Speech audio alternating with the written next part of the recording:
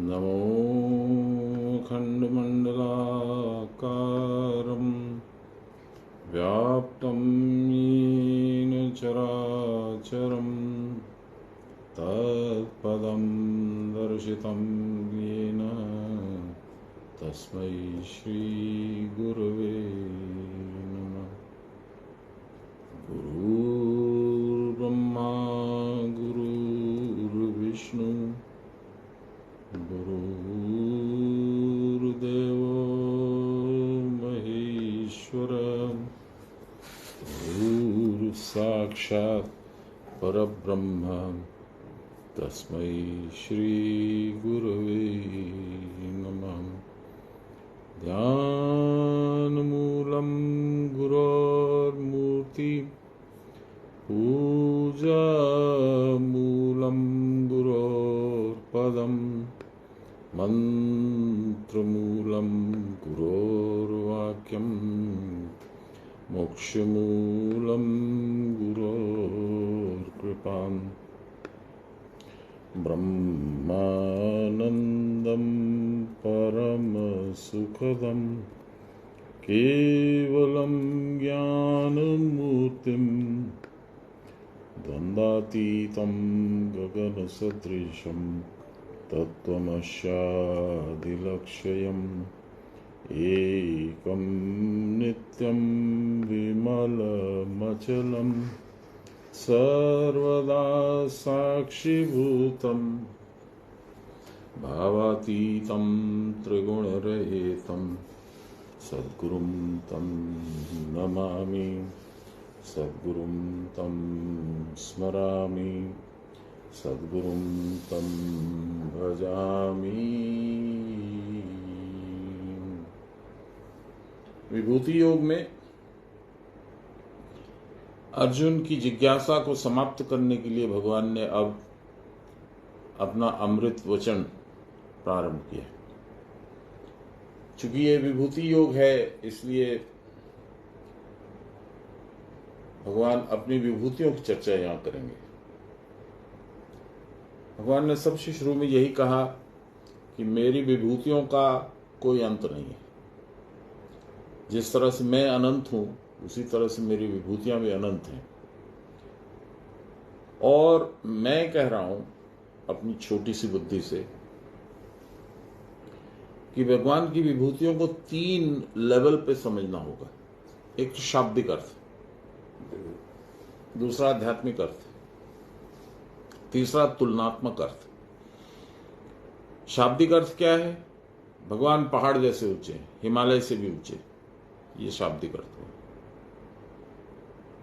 इसी तरह से हर उस चीज में जिसमें विराटता है, विशालता है, उत्तमता है, उत्कृष्टता है, वह भगवान की विभूति है। यहां तक कि बैक्टीरिया भी भगवान की विभूति है, शिव भी भगवान की विभूति है, आप और मैं भी भगवान की विभूति हैं। तो विभूतियों का विस्तार इतना है कि कोई लिस्ट नहीं बन सकती है। फिर भी भगवान ने ये कहा है कि मैं अपनी उत्तम विभूतियों को कुछ वर्णन करके तुमको समझाने की चेष्टा करता हूं कि मैं हूं कौन। तो अब भगवान का जो वक्तव्य स्टार्ट हुआ है उसका शायद दूसरा या तीसरा श्लोक है। ये देखें, ये तीसरा है। हम लोग 2 पढ़ चुके। भगवान ने सबसे शुरू में कहा, हंत ते कथयिष्यामि दिव्यात्म विभूतय प्राधान्यत कुरुश्रेष्ठ नास्तयन्तो विस्तरस्य मे। हे कुरुश्रेष्ठ, हे अर्जुन, मैं प्रधान मुख्य द प्रिंसिपल, द मेन विभूतियों को तुमको बताता हूं। मैं विस्तार, क्योंकि मेरी विभूतियों का कोई विस्तार का अंत नहीं है। नास्तरस्य तो विस्तरस्य में, कहीं कोई अंत नहीं है। दूसरे श्लोक में 20 नंबर श्लोक में भगवान कहते हैं, अहम आत्मा गुणाकेश सर्वभूताशय स्थित अहमादिश्च मध्यम च भूतानाम अंत एवच। यानी क्या कह रहे? गुणाकेश, मैंने बताया था गुणाकेश का मतलब निद्रा को जीतने वाला। सब भूतों के अंतःकरण में अवस्थित आत्मा रूप में मैं ही हूं, और मैं ही उन सब भूतों का आदि, मध्य और अंत, अर्थात उनकी उत्पत्ति, स्थिति और विनाश हूं। ये 2 श्लोक हम लोग पढ़ चुके थे। आज हम लोग पढ़ेंगे 21 नंबर श्लोक। 21 नंबर श्लोक में भगवान कहते हैं अब दूसरे पदार्थों को सामने ला करके तुलनात्मक भाव से अपनी विभूतियों को समझाने की चेष्टा करते हैं। अब सुनिए। आदित्यानामहं विष्णु ज्योतिषां रविरंशुमान् मरीचिर्मरुतामस्मि नक्षत्राणामहं शशि। नक्षत्रों में मैं शशि हूं, यानी चंद्रमा। आदित्यों में मैं विष्णु हूं। ज्योतिष जो प्रकाश है, प्रकाशमान है, ज्योतिषाम में मैं रवि और अंशुमान हूं, सूर्य। मरीचिर मरुताम अस्मि, मरुत में यानी मरुद गणों में मैं मरीचि हूं, और नक्षत्रों में मैंने बताया मैं शशि यानी चंद्रमा। अब इसका मतलब क्या है देखते हैं।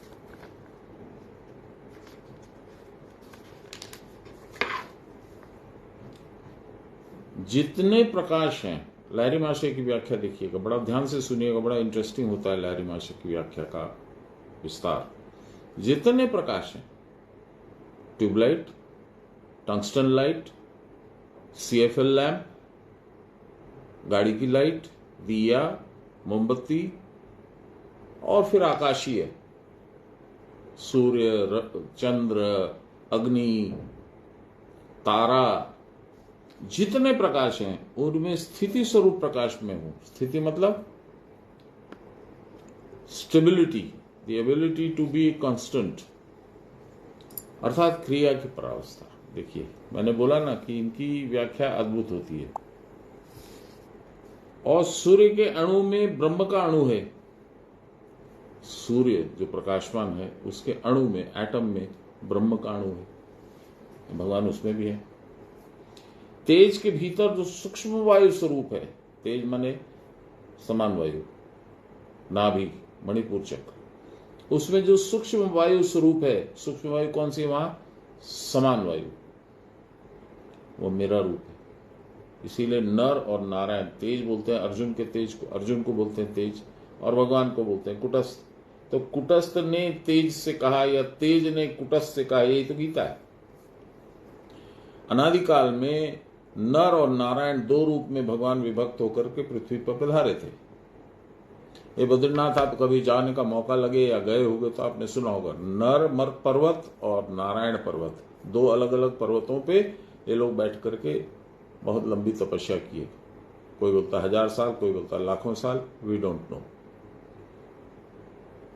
तो नर और नारायण ये कहते हैं कि जो सूक्ष्म वायु स्वरूप है तेज में, यानी अर्जुन के शक्ति में, वहनी रूप है अर्जुन, वहनी मतलब अग्नि, उसमें जो सूक्ष्म वायु है यानी समान वायु, वह मेरा रूप है। यानी नर भी जो है वो मेरा ही रूप होता है। बहुत सुंदर है। लहरी महाशय की व्याख्या सुनिएगा तो एकदम मुग्ध हो जाइएगा। पर मुश्किल क्या है, लहरी महाशय की व्याख्या को समझना ही बड़ा मुश्किल है। इसीलिए सान्याल बाबा इतनी कृपा करके हम लोग को इतना लंबा विस्तार में बताएं। अच्छा अब चलिए आगे। सब अंतर में जो ब्रह्माणु नक्षत्र रूप में देखे जाते हैं उसमें बृहद चंद्र मेरा ही रूप है। अब ये कुटस्थ की बात करने लगे लहरी महाशय। सब के अंतर में जो ब्रह्म अणु नक्षत्र रूप में देखे जाते हैं, छोटे छोटे डॉट रूप में, स्टार कॉन्स्टलेशंस कुटस्थ में देखे जाते हैं, और उसको देखते देखते देखते स्थिति आ जाती है कि चंद्रमा जैसा अंडा दिखता है, मैं उसको चांदी का अंडा बोलता हूं, वैसे वो शशि का रूप है। फिर से बोलता हूं, सब अंतर में जो ब्रह्म अणु नक्षत्र रूप में देखे जाते हैं उसमें बृहत चंद्र मेरा रूप है, वो बड़ा होता काफी, जबकि ये नक्षत्र छोटे छोटे पॉइंट्स ऑफ लाइट होते हैं, very small dot like points. अब सुनिए सान्याल बाबा की व्याख्या। गीता के प्रथम षटक, फर्स्ट 6 चैप्टर्स, प्रथम षटक में चतुर्थ अध्याय 4th चैप्टर में प्रथम श्लोक में आदित्य क्या है ये कहा जा चुका है। मुझे जहां तक याद है आदि से आदित्य, आदि माने वेरी बिगिनिंग, एकदम शुरू में जो था, दैट इज आदि, at the beginning of time, वो आदि आदित्य है। भीतर के समस्त प्रकाश में कुटस्थ ज्योति के अंतर्गत हिरण्यमय वपुधारी नारायण का प्रकाश सर्वापेक्षा महान और चित्ताकर्षक है। लाहिरी महाशय भीतर ही जाते हैं, बाहर नहीं निकलते हैं।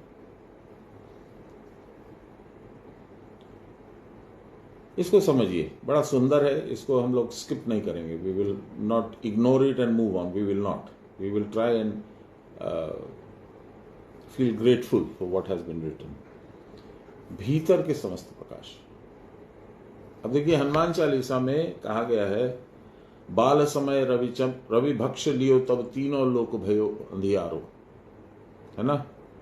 इसको बाहर देखिए तो सूर्य, ये आपके स्वर्ग, पृथ्वी और पाताल, तीनों में अंधेरा छा गया। वो बाहर का सूर्य को जब उन्होंने निगल दिया तो एक्चुअली ये भीतर की बात कह रहे हैं तुलसीदास जी। क्या कह रहे हैं? बाल समय, जब बचपना था तो समझ नहीं थी, तब कुटस्थ रूपी जो आदित्य है, अंदर में जो सूर्य है, उसको उन्होंने निगल लिया। निगलने का मतलब इग्नोर किया, आपको पता नहीं चला वो है कि नहीं है, ये भी नहीं पता चला। यही है इसका मतलब, निगलने का मतलब फिजिकली निगलना नहीं है। तब तीनों लोक भयो अंधियारो।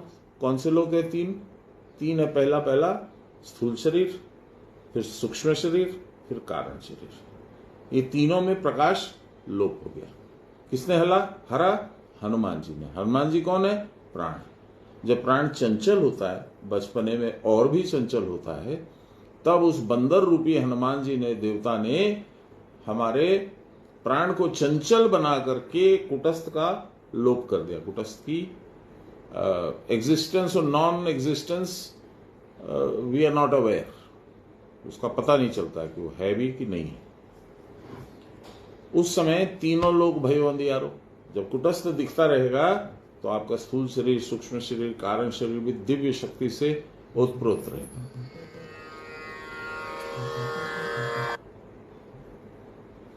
है ना। तो हम लोग जो इसको पढ़ के सोच लेते कि हम सब समझ गए, कितना डेप्थ है। देखिए, आप पढ़ के कभी नहीं सोच सकते कि तीनों लोग भयो अंधियारों का मतलब है अंदर के लोगों की बात हो रही है, कभी नहीं समझेंगे। और हनुमान चालीसा पूरी अंदर की, क्योंकि प्राण आपके अंदर है, प्राण बाहर में नहीं घूमता है कि चलो कॉर्नर पे लास्ट जो ब्लॉक है उसमें मेडिसिन स्टोर है, वहां से दवाई ले आते हैं। प्राण वो नहीं करता है ना।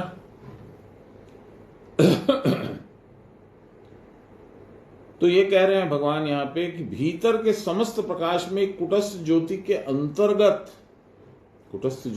अंतर्गत हिरण्यमय वपुधारी नारायण का प्रकाश है। It's all the light emanating from Narayan. इसने क्या नाम है, नजरुल इस्लाम बीइंग ए काजी नजरुल इस्लाम पूरा नाम है उनका। वो कृष्ण के बहुत बड़े भक्त थे। टाइम टू टाइम बहुत सारे ऐसे कृष्ण के भक्त हुए हैं।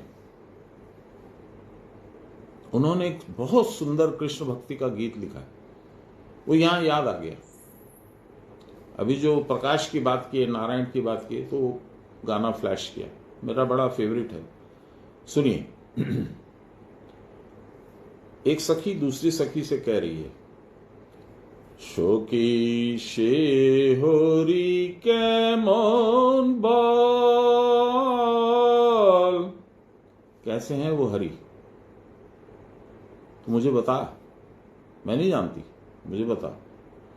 शोकी शे होरी केमन बाल, नाम শুনে যার এত প্রেম জাগে, চোখে আনে এত জল। সখী সে হরি কেমন বল। जिसका नाम सुनने से ही मन में इतना प्रेम उपजता है और आंखों में पानी भरने लगता है, वो कैसे हैं मुझे बता। तो लंबा नहीं गा करके मैं एक स्टैंजा और इसको गाता हूं जो बहुत सुंदर है।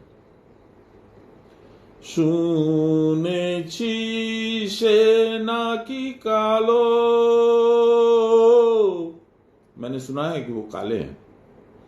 জ্বালায় কেমন সে এত আলো, फिर भी इतनी लाइट उनमें से कैसे निकलती है।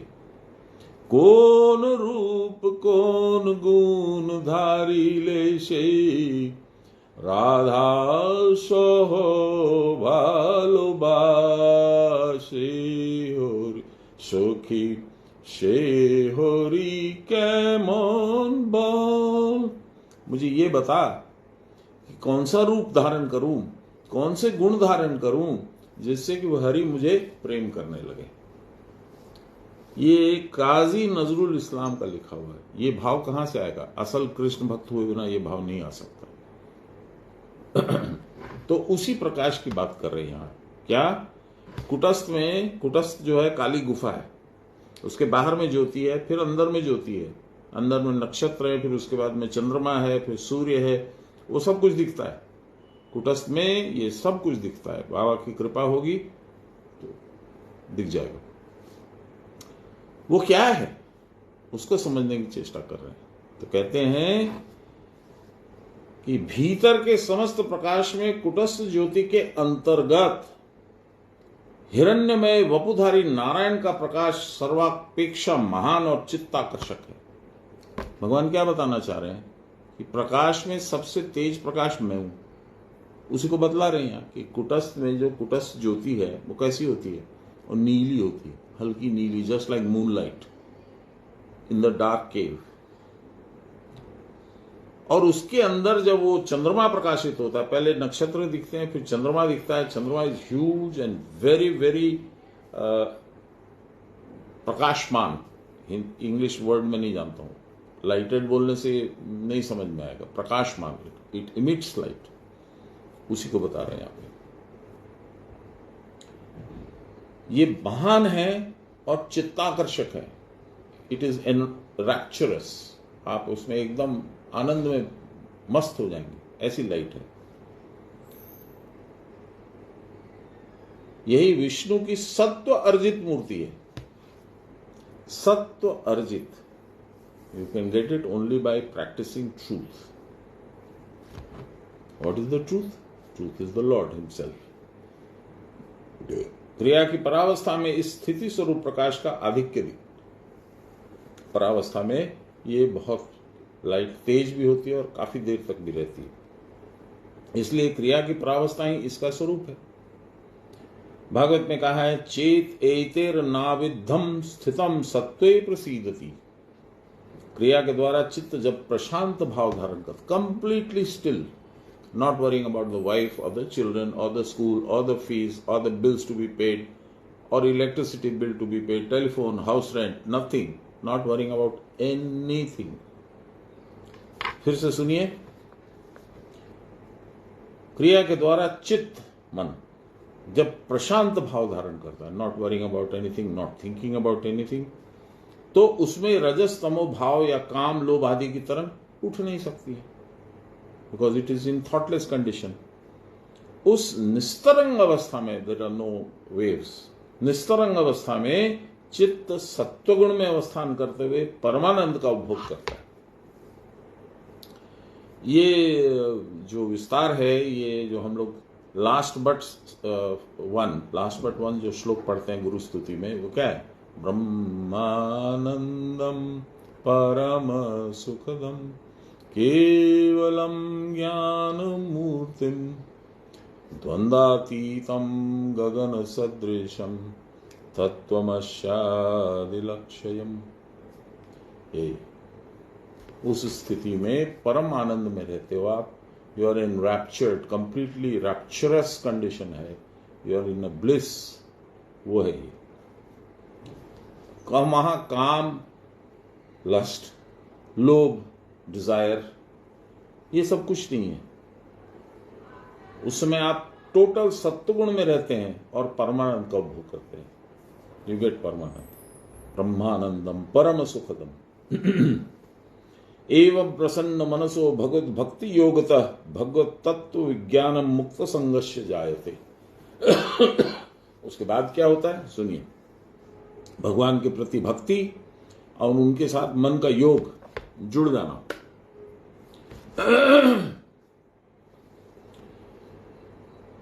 भगवान की भक्ति और उनके साथ मन का योग हो जाने पर साधक चित्त में भगत तत्व विज्ञान अर्थात चिन्मय ब्रह्म स्वरूप की अनुभूति करता है।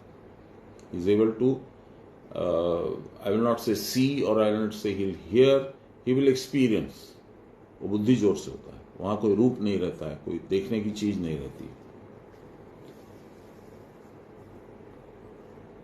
और विषयों में वैराग्य उत्पन्न हो जाता है। देन यू फील कि अरे राजा मिल गए तो सिपाही को और सुपरिटेंडेंट ऑफ पुलिस को और मिनिस्टर को क्यों तेल लगाना, तो बाकी तो सब वही है, राजा है भगवान। इस प्रकार आत्मदर्शन से हृदय ग्रंथि छिन्न हो जाती है। हृदय ग्रंथि कौन सी होती है? आपको मालूम है 3 ग्रंथि है, मूलाधार, जिह्वा और हृदय ग्रंथि। ये काली जी जैसे खड़ी है, वो उसके हम लोग चर्चा बहुत बार कर चुके हैं। तो हृदय ग्रंथि छिन्न हो जाती है, खुल जाती है, उसमें जो नॉट्स रहते हैं they open up and the Sushumna go straight. तो और सब प्रकार के संशय दूर हो जाते हैं। मैं साधन करूंगा कि नहीं, मेरे गुरु सक्षम है कि नहीं, मैं सच के गुरु के पास पहुंचा हूं कि किसी हाफ वे मार्क वाले गुरु के पास पहुंच गया हूं, मेरा क्या होगा, मेरा फ्यूचर कैसा है, ये सारे संशय खत्म हो जाते हैं। उस ब्रह्म प्रभा मतलब ब्रह्म का प्रकाश, वो जो हृदय में सदा देखता है, उसकी अविद्या तुरोहित हो जाती है। अविद्या क्या है? संसार की तरफ जाना। विद्या क्या है? भगवान की तरफ जाना। उस ब्रह्म प्रभा और चैतन्य ज्योति 12 भागों में विभक्त है। It is divided into 12 parts. क्या है वो? भग, अंश, अरिमा, मित्र, वरुण, सविता, धाता, विवस्वान, त्वष्टा, पूषा, इंद्र और विष्णु। इनमें आदित्य हृदय के मध्य बिंदु है और वह विष्णु या नारायण है। इनको श्रुति हिरण्यमय पुरुष कहती है। छंदोग्योपनिषद में लिखा है, अत यदेवैत दादित्यस्य शुक्लम भासैव सा अथ यन्नीलम परः कृष्णम तदम तत्साम अथ य एषो अंतरादित्ये हिरण्यमय पुरुषो दृश्यते हिरण्यस्य सुहिरण्यकेशः अप्राणखात सर्व एव सुवर्ण। यह शुक्ल और कृष्ण द्वितीय, काली और सफेद, 2 तरह की दीप्ति यानी प्रकाश, ही सा और सामवेद। यह अंतरादित्य अर्थात आदित्य के अभ्यंतर अंदर जो हिरण्यमय, हिरण्यमश्रु और हिरण्यकेश पुरुष दिखता है, उसके नखाग्र से, टिप ऑफ हिज नेल्स, नख आग्र से केश पर्यंत सब स्वर्ण अर्थात ज्योतिर्मय है। Everything is golden. मैंने आप लोगों को बताया था कि जो क्वींस पार्क, यहाँ आपके साउथ कैलकाटा में क्वींस पार्क में जो बिरला जी ने मंदिर बनाया था, उसमें मैं जाना नहीं चाहता था क्योंकि बिरला जी ने अपना ठप्पा लगा दिया था, बिरला मंदिर। तो मुझे मेंटली थोड़ा सा एडजस्टमेंट करने में दिक्कत हो रही थी, तो मैं नहीं जाता था। उस दिन बाबा की ऐसी इच्छा हुई, मैं चला गया। वहां मैंने ये गोल्डन आभा देखी पूरे मस्तक में। बाबा भगवान को प्रणाम किया। सामने राधा कृष्ण की मूर्ति थी, 5-5.5 फुट की होगी, और वो एक पेडेस्टल की थी, तो इट क्वाइट हाई। तो फिर बाबा ने बोला, तुम्हें खूब भाग्यवान कराया उन्होंने।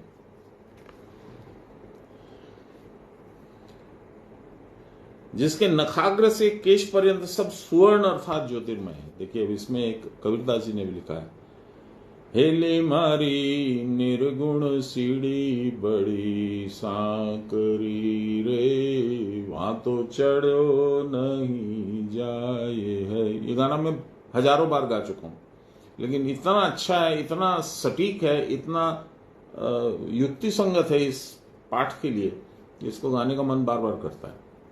कहते हैं, वहां तो चढ़ो नहीं जाए रे, चढ़ गया मरहेली, पीव मिले तो जीव अमर हुई जाए।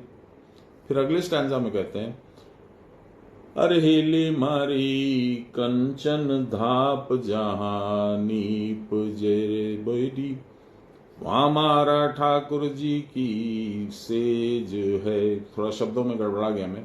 कंचन धाप जहां नीप जाए, जहां से कंचन गोल्डन लाइट निकलती है, वहां हमारा मालिक जी की सेज है, वहीं पे उनकी गद्दी है, वहीं पे वो बैठते हैं, वहीं पे वो सोते हैं, वहीं पे वो रहते हैं।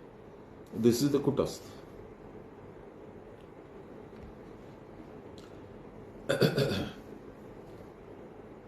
फिर से सुनिए। जिसके नखाग्र से केश पर्यंत सब स्वर्ण अर्थात ज्योतिर्मय है, वह हृदय कमल में शयन किए हुए, उसको देखा जाता है या अनुभव किया जाता है। Other you can see him और यू कैन फील हिम। कौन उसको देख पाएगा? आचार्य शंकर कहते हैं, जिन्होंने अपनी दृष्टि विषयों से निवृत्त कर ली, जिन्होंने अपनी दृष्टि संसार से हटा ली, चित्त को समाहित कर लिया, चित्त को अपने अंदर लगा लिया, संसार में सब जगह घूमना कि अभी मैं जाऊंगा तो मुझे जो बाइडन से मुलाकात होगी, या मैं अभी जाऊंगा तो प्राइम मिनिस्टर मोदी से मुलाकात होगी, यहाँ जाऊंगा तो उससे मिलूंगा, यहाँ जाऊंगा। Nothing of that sort. मुझे कहीं जाना नहीं है, मेरे प्रभु मेरे अंदर बैठे, मुझे यहीं रहना है।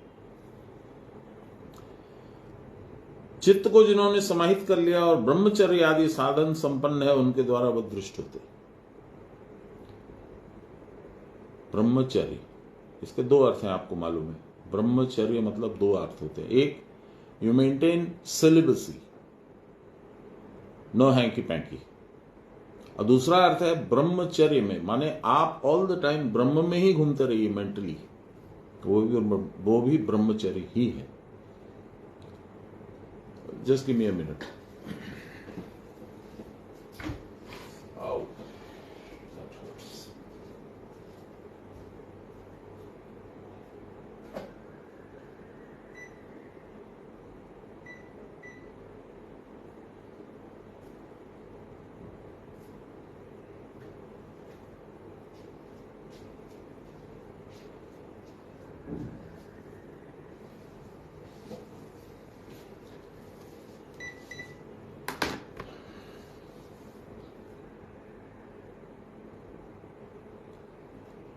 ज्योतिषक गण में वह सूर्य है, those which produce light, he the almighty, वो सूर्य है।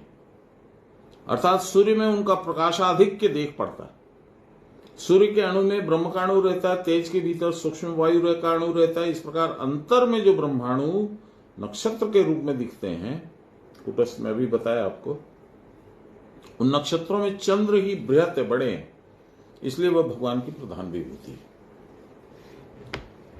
मरीचि, आप लोग को याद है मरीचि कौन था रामायण में? ध्यान कीजिए, वो मारीच था, ये मरीचि है। देखते हैं क्या अंतर है, मुझे ध्यान नहीं है, लेकिन पढ़ने से समझ में आ जाएगा। वहां पे मरीच का मतलब है जो है वो न दिखना, और जो नहीं है वही दिखना। सीता जी को नहीं मालूम था, राम को नहीं मालूम था कि सोने का हिरण नहीं होता है, लेकिन ये लीला होनी थी, भेज दिया राम को। ऐसे ही मॉडर्न जमाने में अमिताभ बच्चन भी एक गाना गाया है, जाओ लाओ सैया नदिया से सोन मछरी, सोने की मछली लाओ मुझे, है बस, तो है कल्पना। उसी तरह से मरीचि मृ धातु से, अर्थात जो अहंकार का नाश करता है, वही दिव्य चक्षु कुटस्थ है। देखिए ये अलग है। उस श्वास रहित कुटस्थ ब्रह्म का पुत्र है मरीचि, अर्थात सूर्य के समान जिसकी ज्योति है। पश्चात उसमें समस्त चंद्र के समान ज्योति देखी जाती है। क्रिया करने पर चंद्र दर्शन होता है, मन का ही रूप है चंद्र। इसीलिए जिसका मन सही नहीं है, उल्टा पुल्टा काम करते हैं, इसलिए उसको लूनाटिक बोलते हैं। Luna is from the word moon, Greek, no Latin. 22 number, वेदानाम साम वेदोस्मि देवानामस्मि वासवः इंद्रियाणाम मनश्चास्मि भूतानामस्मि चेतना। मैं वेदों में सामवेद हूं। अभी सामवेद का हम लोग जिक्र किए थे, देखे थे, सुने थे, फिर से आएगा। देवताओं में मैं इंद्र हूं, देवताओं का राजा इंद्र है। इंद्रियों में मैं मन हूं, मन is the controller, he is अंधा धृतराष्ट्र। और 100 के 100 पुत्र उसके वही कंट्रोल करते हैं। आपको मालूम है 100 पुत्र उसके कैसे हुए? 5 कर्मेंद्रिय, 5 ज्ञानेंद्रिय, 5 + 5 10, और ये 10 दिशाओं में जाते हैं। 10 × 10 100। ये है इंद्रियां। उत्तर हम लोग को आप लोगों को मालूम है 10 दिशा मानी जाती है हम लोग के शास्त्रों में। 10 10 दिक्पालेभ्यो नमः, ऐसा पंडित जी संकल्प कराते हैं, पूजा कराते हैं। दिक माने डायरेक्शन।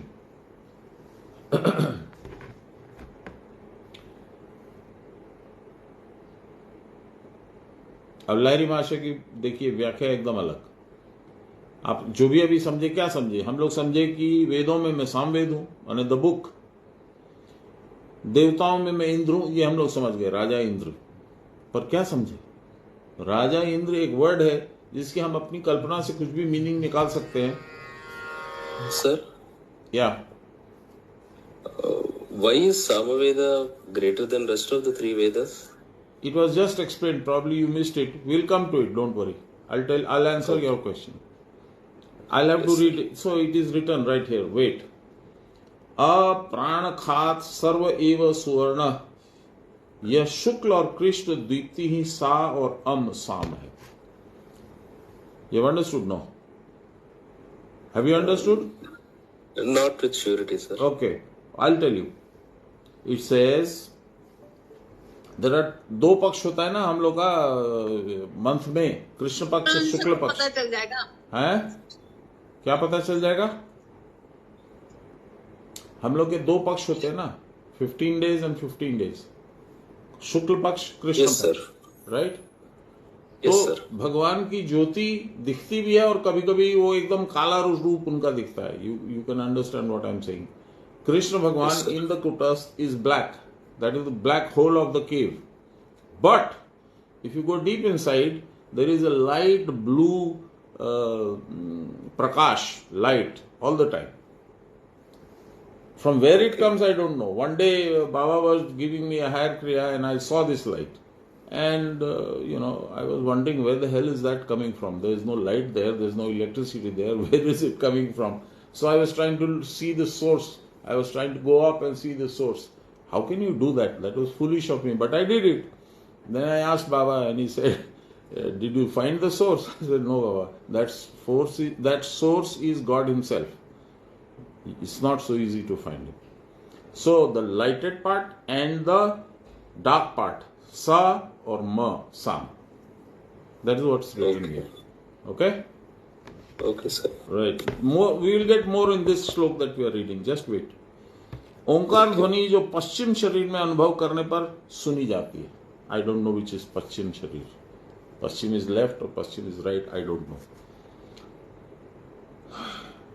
जो सब आकाश देखा जाता है उसमें परम एवं ब्रह्म स्वरूप है, वहां बिना मांगे ही सारी वस्तु प्राप्त होती है। You don't have to ask for anything, it is available to you the moment you think about it. स्थिर वायु, ब्रह्म, बिंदु, ये सारे मेरे रूप है, भगवान कह रहे हैं। बिना कहे जो सुना जाए उसका नाम है श्रुति। श्रुति, स्मृति, ऐसा हम लोग को वेद में बोला जाता है। बिना कहे जो सुना जाए, प्लीज अंडरस्टैंड। कोई बोलने वाला नहीं है, yet you are hearing this sound. This is also called akashvani. कभी कभी किसी किसी के पास गुरु महाराज इसी तरह से अपनी बात बोलते हैं। आपको लगेगा कि अरे बाबा तो है नहीं, बाबा तो शरीर छोड़ के चले गए हैं, फिर भी मैं सुन रहा हूं डायरेक्ट। और आप कुछ बोल नहीं रहे लेकिन आपकी सारी बात वो समझ रहे हैं। ऐसा एक बार मेरे साथ हुआ था। 1-2 लोग हैं जिनके साथ बराबर होता है। बहुत बार वो अपने गुरु महाराज की बात सुनते हैं, बोलते हैं, बात करते हैं। अपनी अपनी स्थिति है। तो यहां पे कहा गया है कि जो बिना कहे सुना जाए उसका नाम है श्रुति, और उसको जानने का नाम है वेद। अर्थात जो निशब्द में बोध होता है, without sound you understand things. निविष्ट भाव से क्रिया करने पर जो स्थिरता आती है उसके द्वारा जो बोध होता है वही प्रकृत ज्ञान है। यहां भूल होने की संभावना नहीं है, वहां there will be no mistakes. इसीलिए वेद का प्रमाण अकाट्य है। You can argue all you want about it, but Veda जो बोल रहा है दैट इज इनडिस्प्यूटेबल। योगी लोग अणु प्रवेश के द्वारा पहले स्थान को देखते हैं। अणु प्रवेश, दे एंटर द एटॉमिक बिंदु। उसके बाद वहां जो प्राणी रहते हैं वे जिन विषयों की आलोचना करते हैं उसका श्रवण करते हैं। This is how Baba new. वो 1 किलोमीटर आधा किलोमीटर दूर से कौन आदमी आने वाला है, वो क्या बोल रहा है, क्या सोच रहा है, एवरीथिंग ही new. This is how we did it.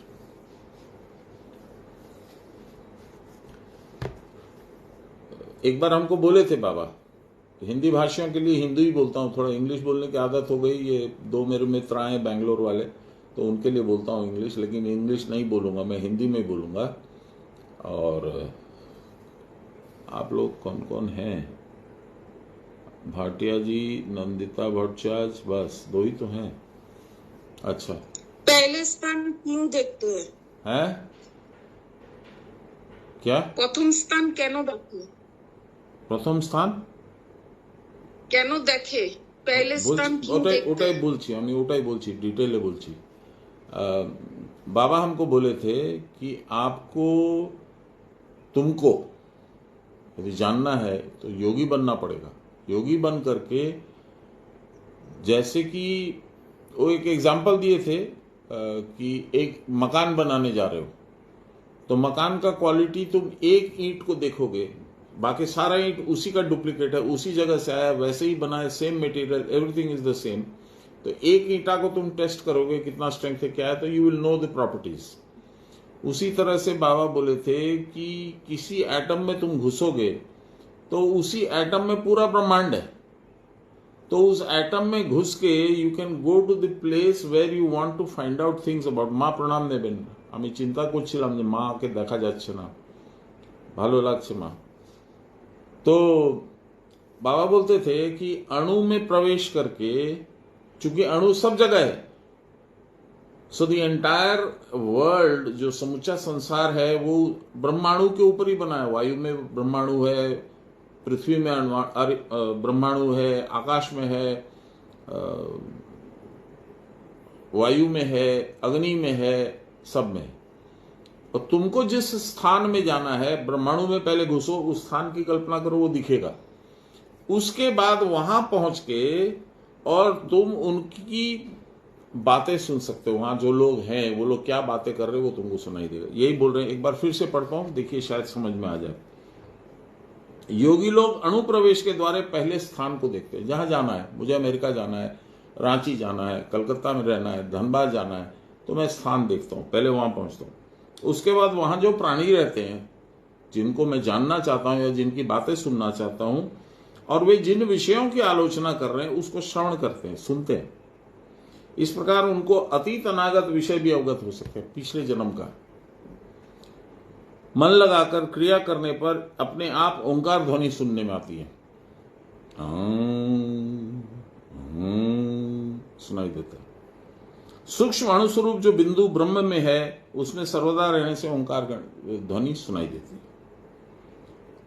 अनाहतंच यत् शब्दम तस्य शब्दस्य यत् परम तत्परम चिंतयेद्यस्तु सयोगी छिन्न संशय। अनाहत शब्द 9 तरह के होते हैं, 9 टाइप्स ऑफ नाद, साउंड। काश्य, घंटा, भ्रमर, वेणु, वीणा, मेघ, सिंह, भेरी, तुर्री, ढक्का। ये इसके परे निशब्द अवस्था है, वहां कोई साउंड नहीं है। इस अवस्था में जो पहुंच गए, उस योगी के सारे संशय और डाउट्स आर क्लियर।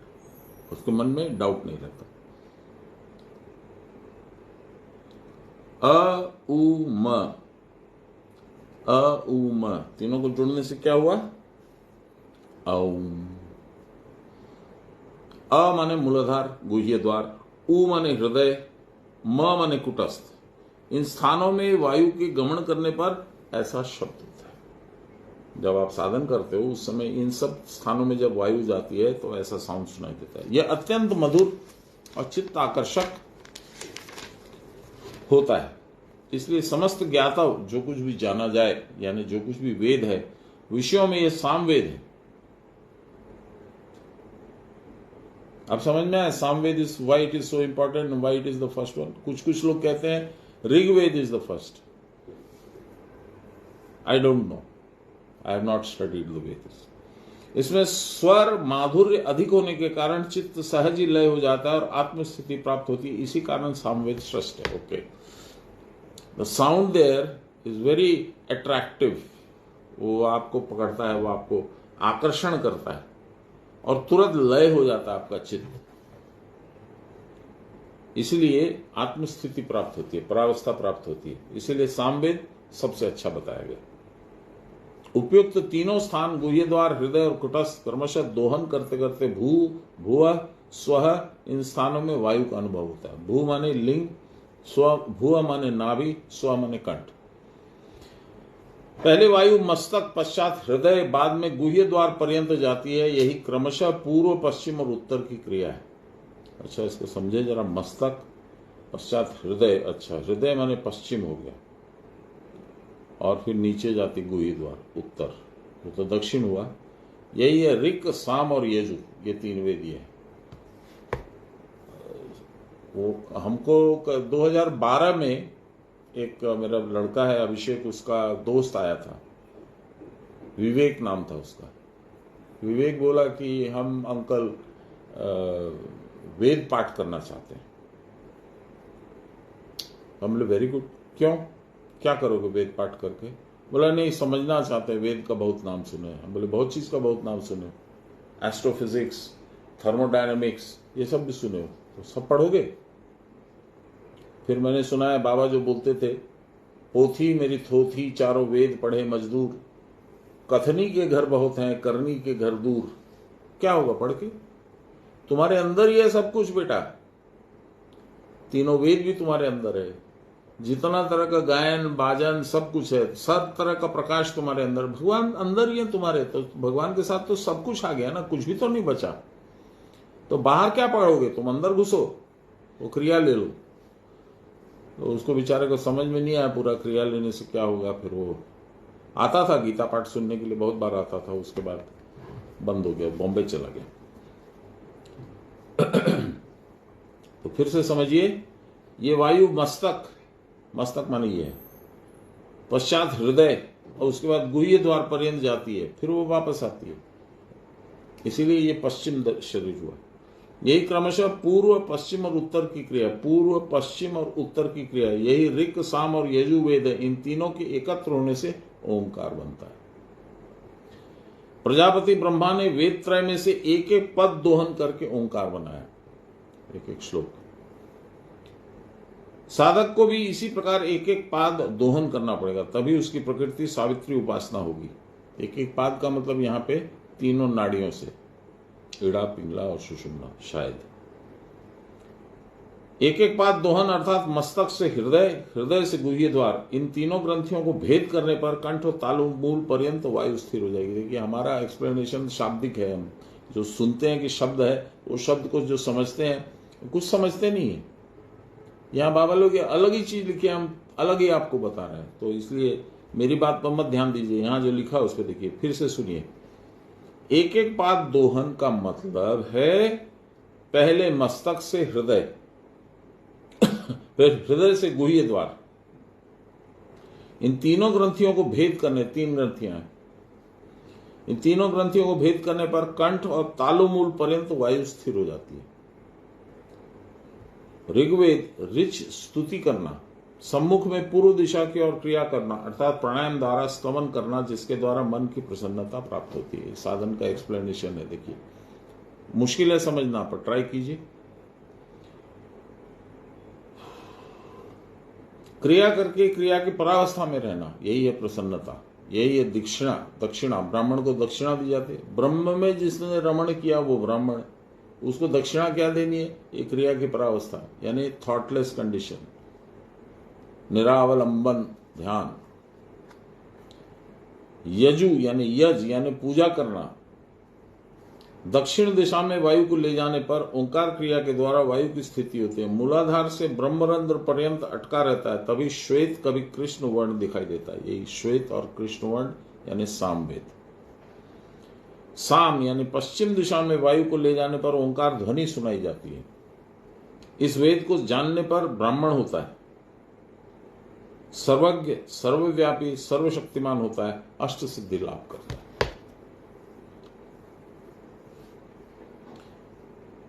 देखिए रामायण में हाँ बोलो बोलो बोलो, गो अहेड।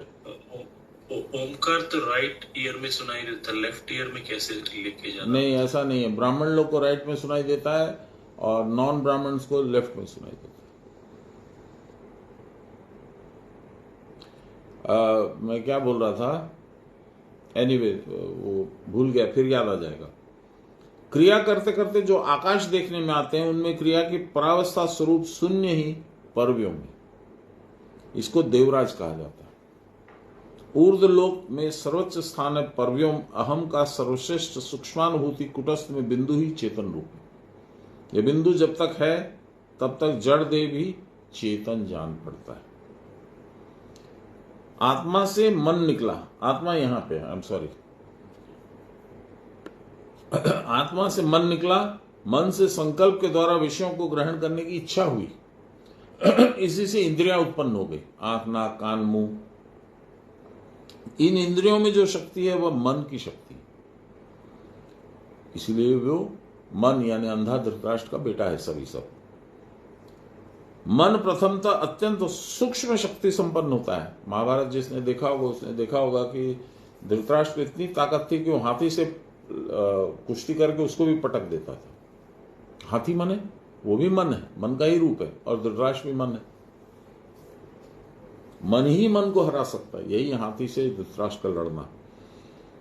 चक्षु के द्वारा अरूप का रूप देखता है, अरूप जिसका रूप नहीं है उसका रूप देखता है, अर्थात कुटस्थ, बिंदु, इन सबको देखता है। पश्चात कान के द्वारा अशब्द का शब्द ओंकार ध्वनि सुनता है। जिह्वा तालु के भीतर प्रवेश करके अरस का रस आस्वादन करती है। कोई रस नहीं है लेकिन वहां स्वाद आ रहा है, अर्थात वायु रूप अमृत माधुर्य कंठ में अनुभव होता है। नासिका में अगंध का गंध अपने आप बोध होता है। नाना द्रव्यों और पुष्पों की गंध प्राप्त होती है। त्वचा स्पर्श ब्रह्म वायु के द्वारा ब्रह्मांड की सब वस्तुओं को स्पर्श कर सकती है। ये सारे साधन शुद्ध मन की संकल्प शक्ति से उत्पन्न होते हैं, परंतु इंद्रियों के अनुभव के मूल में मन रहता है। इसी कारण इंद्रियों के बीच मन ही उनका प्रधान ऐश्वर्य है। मैं इसको समझाऊंगा थोड़ा सा, इसमें एक इंटरेस्टिंग कहानी है। एक मिनट खाली इसको खत्म कर लेते हैं। इंद्रियां जब स्थूल पदार्थों के अतिरिक्त और कुछ नहीं समझती है, जो हम लोग स्थूल समझते हैं, जो हम लोग सॉलिड ऑब्जेक्ट समझते हैं, तब समझना चाहिए कि मन भी बाह्य संकल्प के वश स्थूल वस्तुओं का ही चिंतन करते हुए अधिक स्थूल बनकर जड़वत हो गया है। यह मन अंधा धृतराष्ट्र अंधा था और सद अविवेक शून्य, विवेक शून्य, नॉट अविवेक। अच्छा, अब मैं बता रहा हूं, ये जो यहाँ नाक में सुनाई देता है, जिह्वा में रस आता है, स्पर्श करते हैं तो कुछ भी स्पर्श कर सकते हैं इत्यादि, लाइट दिखती है। हम लोग ये 5 सेंसरी ऑर्गन्स है, ज्ञानेंद्रियां, इनको हम लोग हिंदी में कहते हैं ज्ञान देने वाली इंद्रियां। ये क्या करती हैं? शब्द, स्पर्श, रूप, रस, गंध, 5। अब ये जो बाबा ने अभी बताया कि अगंध की गंध, अरूप का रूप, अस्वाद का स्वाद इत्यादि, ये जो बता रहे थे, ये क्या है? ये महाभारत का एक बहुत सुंदर प्रसंग है। द्रौपदी के 5 पुत्र हैं। ये द्रौपदी कौन है? द्रौपदी है सुषुम्ना नाड़ी। वो क्या करी? जब सुषुम्ना नाड़ी में वायु का प्रवेश होता है और हम ऊपर नीचे जाते हैं सुषुम्ना नाड़ी के मार्फत, तब ये अरूप का रूप, अरस का रस, अगंध का गंध, ये सब इकट्ठे होते हैं। यही दिव्य पुत्र हैं, दिव्य विभूतियां हैं सुषुम्ना नाड़ी की। अब महाभारत में देखिए आप, जब युद्ध खत्म हो गया, दुर्योधन पड़ा हुआ है injured, both his thighs have been broken by Bhima. उसकी दोनों जंघाओं को भीम ने अपनी गदा के वार से तोड़ दिया था, पर उसका प्राण नहीं निकला। तब उसने अपने मित्र अश्वत्थामा, दुर्योधन कौन है? दुर्बुद्धि, बैड कैरेक्टर। और अश्वत्थामा कौन है? अश्वत्थ माने संसार, थामा माने पकड़ा हुआ है। अश्वत्थामा वो है जो संसारी है। तो ऐसा उसका मित्र है, क्योंकि वो किसका पुत्र था? दुर्योधन का, द्रोणाचार्य का। द्रोणाचार्य क्या है? संस्कार, हमारे संस्कार हैं। हमको तो पैसा चाहिए, हमको तो घर चाहिए, हमको तो गाड़ी चाहिए, हमको तो ये चाहिए, वो चाहिए, सब चाहिए चाहिए चाहिए, तो हम संसारी हैं, इसीलिए अश्वत्थामा। तो अश्वत्थामा, कृतवर्मा और कृपाचार्य, ये तीन आते हैं दुर्योधन के पास अंधेरा होने के बाद, और वो बोलता है कि अब आप जाइए महाराज, अब आप छोड़ दीजिए, त्याग कर दीजिए, प्राण छोड़ दीजिए। बोले नहीं, ये तो होगा नहीं, मैं नहीं छोड़ सकता हूं। बोले क्यों? इसलिए कि जब तक पांडवों की मृत्यु का समाचार मैं नहीं सुन लूंगा तब तक मेरे प्राण नहीं निकलेंगे। ये दुर्योधन बोलता है। अश्वत्थामा बोलता है कि ठीक है, मैं जाता हूं, अभी उनकी वध करके आके आपको बताता हूं। अच्छा, भगवान को पहले से मालूम था, तो वो पांचों पांडव को और द्रौपदी को किसी दूसरी जगह ले गए, नॉट इन देयर कैंप। उनका जो खेमा लगा हुआ था, सेना जहां टुकी हुई थी, उसी में उनके अलग अलग टेंट थे, वहां नहीं ले गए। तो वहां एक टेंट में ये द्रौपदी के 5 पुत्र थे, दिव्य रूप, दिव्य रस, दिव्य गंध, दिव्य स्पर्श इत्यादि, ये 5 हो गए। अश्वत्थामा गया और उसने सबसे पहले वहां पे रक्षा पे लगे हुए उसको मारा। द्रौपदी के बड़े भाई का नाम क्या था? धृष्टद्युम्न। धृष्टद्युम्न उसको मारा। उसको मारने के बाद में जिसने द्रोण के इसका, हाँ, गुरु द्रोण की हत्या जिसने की थी, उसको मारा। उसको मारने के बाद में और देखे कि 5 पांडव सोए हुए हैं, वो 5 पुत्र थे द्रौपदी के, उनको सबको मार के और वो चलाया। और दुर्योधन को बोला मैंने उनको समाप्त कर दिया, अब आप सुख से जाइए। तो दुर्योधन बोला ठीक है मित्र, बहुत मेहरबानी है, मैं जाता हूं। वो चला गया। ये क्या है? ये बड़ा इंटरेस्टिंग है। 5 पांडव क्या है? 5 चक्र, 5 तन्मात्रा, भूमि, रापो, अनलो, वायु, खम।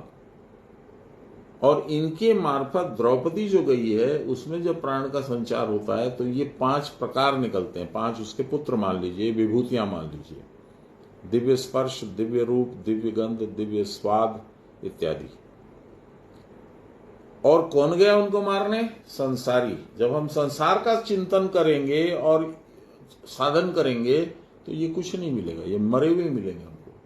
तो ये सबसे पहले अश्वत्थामा मारता है धृष्टद्युम्न को। धृष्टद्युम्न वह है जो सबसे पहले प्रकट होता है चैप्टर 1 श्लोक 3 में, उसका उल्लेख होता है। दुर्योधन जा करके और इनको बोलता है, द्रोण को, कि देखिए वो द्रुपद का बेटा जो है वही सबसे पहला सेनापति है। वो पहला सेनापति क्या है? हम लोग जब साधन करते हैं तो हम लोग को कुछ कुछ चित्र विचित्र रूप में दिखता है, वही धृष्टद्युम्न, तभी हम साधन में लगते हैं, एंथ्यूज हो जाते हैं। तो पहले उसको मारना जरूरी है, तो उसको मारा। संसारीपन ने, मेरे संसार आसक्ति ने सबसे पहले उसको मारा। ये क्या है, सब देखने से क्या होगा, चलो आगे बढ़ो। तो उसको मार दिया। मारने के बाद में वो धोखे से उसके द्रौपदी के 5 बेटों को मार दिया। क्योंकि जब आपके मन में स्थायित्व नहीं है, स्थिरता नहीं है, तो आपको ये सब चीजें नहीं मिलेंगी। इसका मतलब ये कितना बच गया? 1 श्लोक और होगा। इंद्रियां जब स्थूल पदार्थों के अतिरिक्त और कुछ नहीं समझती हैं, यानी अश्वत्थामा का रूप, संसार का रूप, तब समझना चाहिए कि मन भी बाहरी संकल्प के वश स्थूल वस्तुओं का चिंतन करते और अधिक स्थूल होकर जड़वत हो गया। यह मन अंधा, सत्सद, विवेक शून्य, यानी धृतराष्ट्र का रूप है। रुद्राणाम शंकरश्चास्मि वित्तेशो यक्ष रक्षसाम वसुनाम पावकश्चास्मि मेरु शिखरिणाम अहम। हम लोग हिमालय समझते हैं, मेरु नो, बड़ा सुंदर है, उसको भी अभी आते हैं हम लोग। रुद्राणाम, रुद्र गणों में मैं शंकर हूं। यक्ष और राक्षसों में मैं धनाधिपति कुबेर हूं, वसुगणों में मैं अग्नि हूं, और शिखर में पर्वतों में मैं मेरू पर्वत हूं।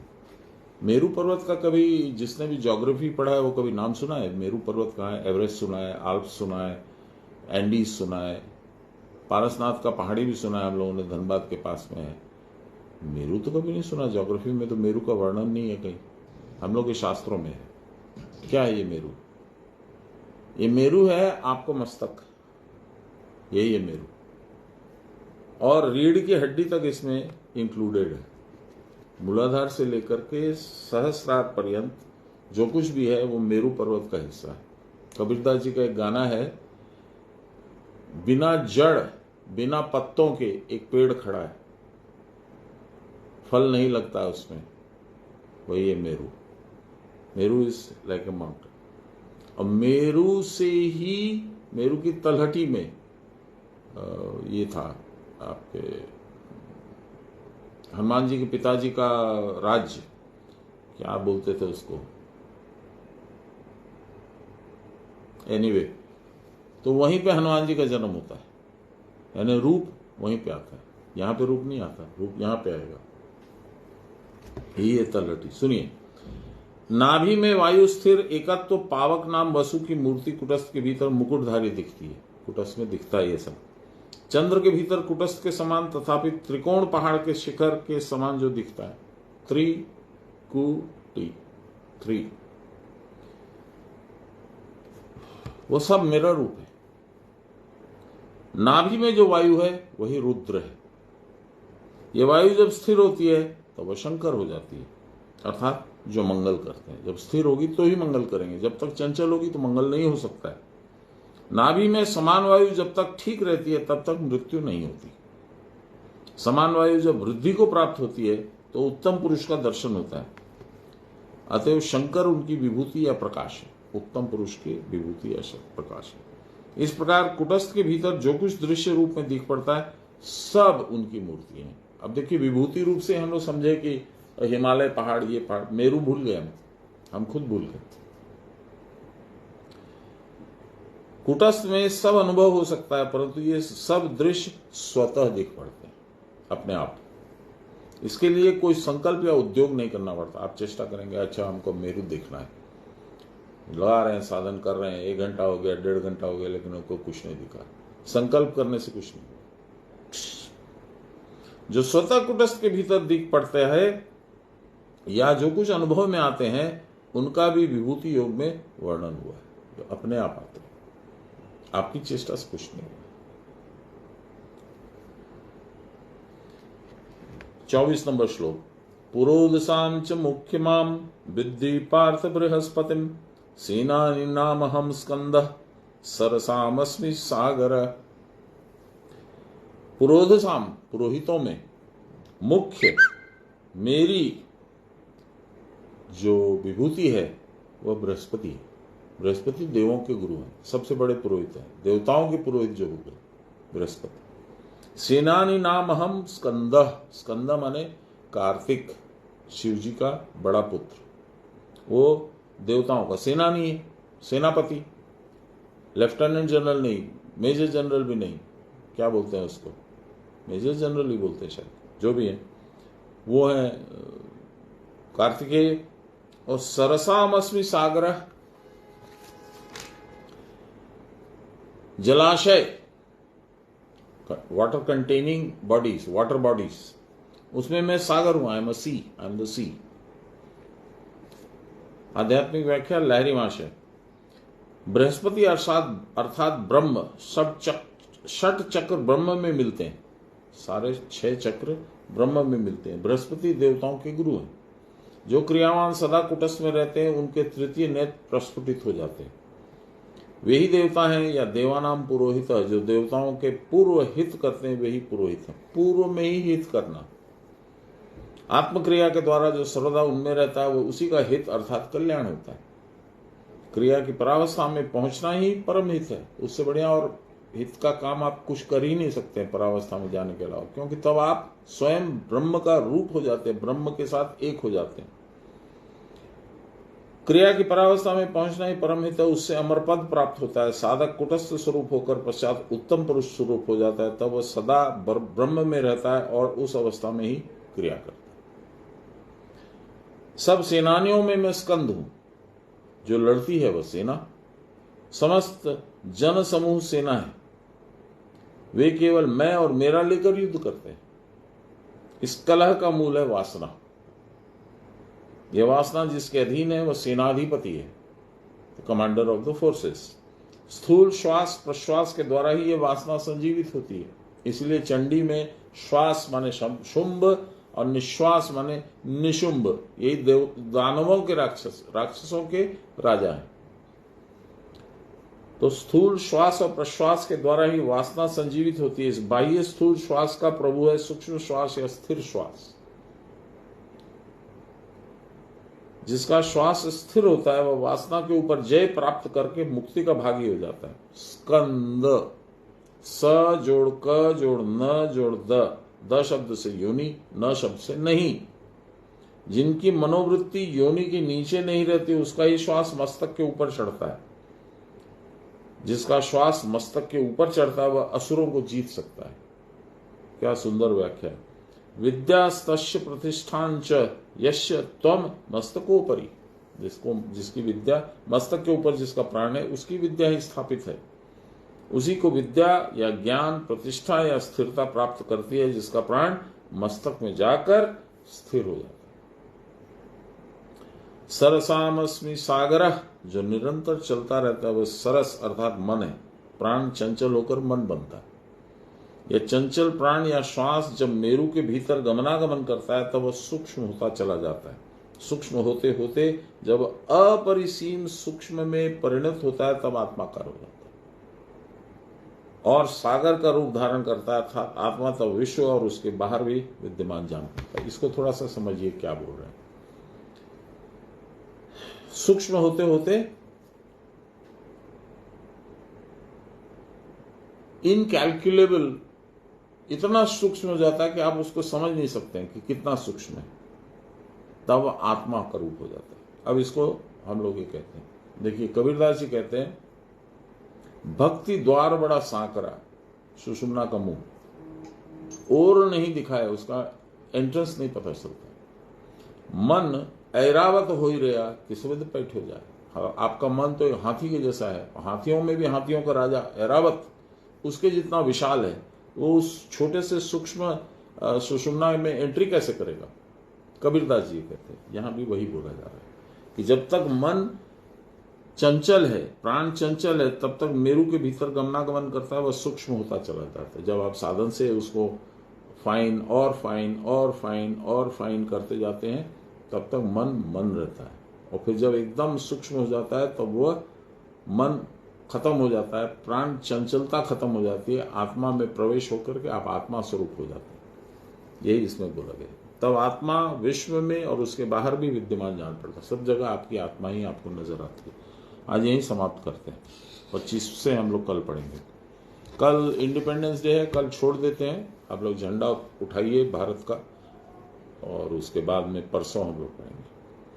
श्री कृष्ण गोविंद हरे मुरारे, हे राम नारायण वासुदेव, श्री गुरु चैतन्य हे आत्मदेव, हे मात दुर्गे हर विश्वनाथ, सर्वे भवन्तु सुखिनः, सर्वे सन्तु निरामयाः, सर्वे भद्राणि पश्यन्तु, मा कश्चित् दुःखभाग् भवेत्।